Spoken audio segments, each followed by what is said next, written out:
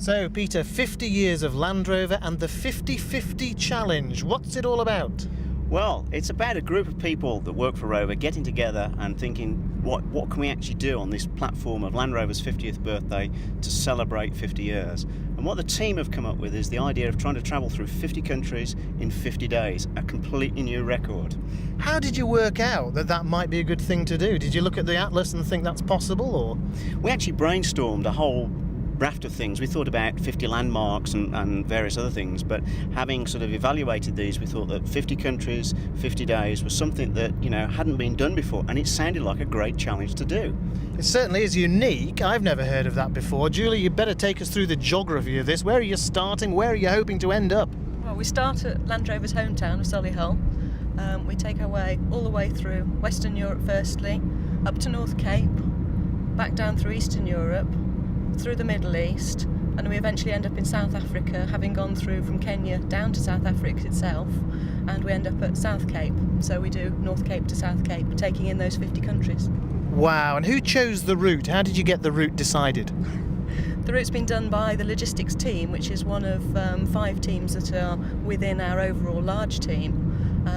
And the main reason for actually sorting it out was we got to hit all those 50 countries and leave ourselves just a couple spare in case we can't cross any borders. So we had to look at the 50 countries and then work our way through them in the most economical route possible. So logistically, Peter, how are you doing it? How many people, how many cars? How does it work? Okay, well, we've got a team of 30 very dedicated people.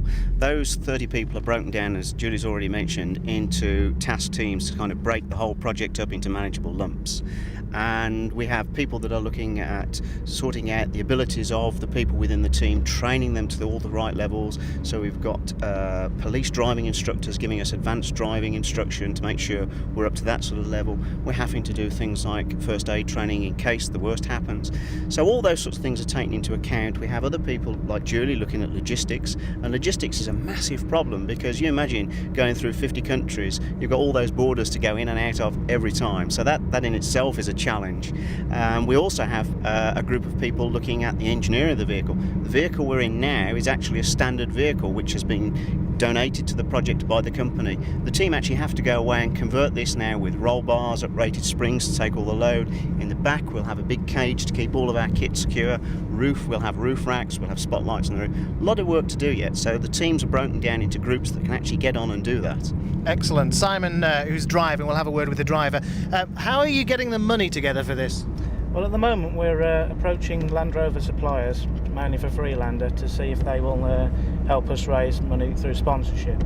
And one of our main aims through the project is to actually raise a considerable sum of money for charity. What sort of charities will benefit? We're looking to support UNICEF at the moment. Peter, how much money are you looking for and how difficult is it to raise money? Well, first of all, it's actually very difficult to raise money. You can imagine that there are all sorts of people trying to raise money for worthwhile charities, and we could just be seen to be yet another one of those.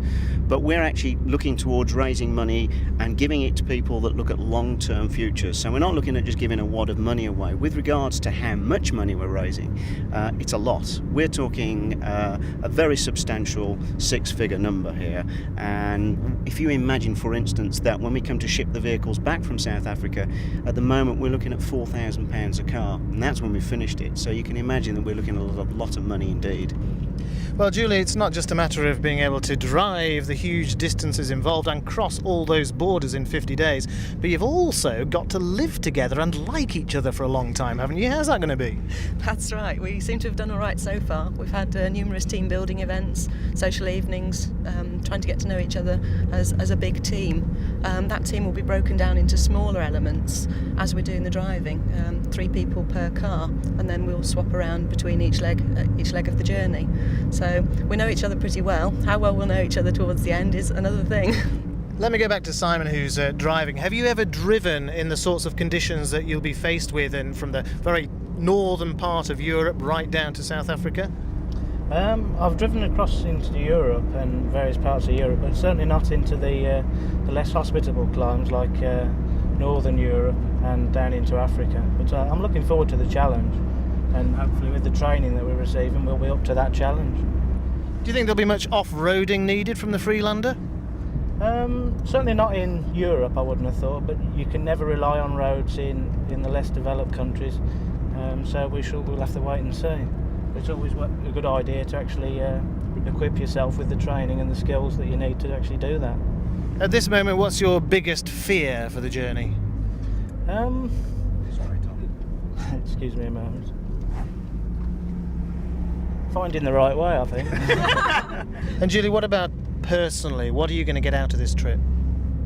Something completely different that I've never even thought about trying before. Right down from the mixing with people through to the actual challenge of driving the vehicles themselves. It'll be quite an exercise in life, wasn't it? Something you'll never forget. This is a once-in-a-lifetime opportunity, and not only will we not forget the actual project itself, but the great thing is that the people who have been involved with this project have already done things that they would never normally do. As we've said, we've got police instructors giving us advanced driving, something I would never have normally got the opportunity to do. Also, here I am in front of a television camera, a first for me as well. We have other firsts for most of the people. They're getting to make presentations to Rover Group directors at a level that they would never normally get to do it. So it's a building thing for everybody that's involved with this project. So a lot to be gained for everybody. Well, we wish you luck over the next 2 months, and the next time we see you will be in foreign climes, probably. Good luck to you all. Thank you very much indeed, Howard.